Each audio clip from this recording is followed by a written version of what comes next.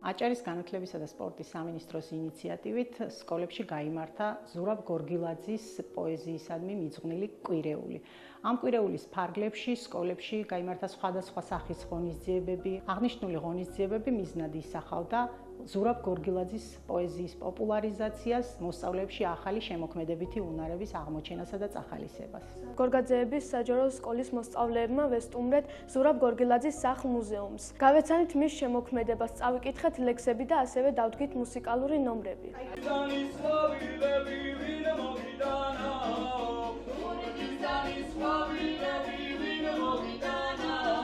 ჰოიდა ნანა, ოჰოი ნანა, ხულოვ შვახეუ ქედიდანა, დედაუდრინით დამემღერა დიდ გოროზი მთებითანა, თები ვისთვის თვალსეირი, ვისთვის ჯავრი შიგნიდანა. ბათუმის პირველ საჯარო სკოლაში ზურაბ გორგილაძის კვირეულთან დაკავშირებით გაიმართა ღონისძიება, სადაც წარმოგიდგინეთ სხვადასხვა ლექსები, სიმღერები და წარმოერთეთ ძალიან საინტერესო ღონისძიება.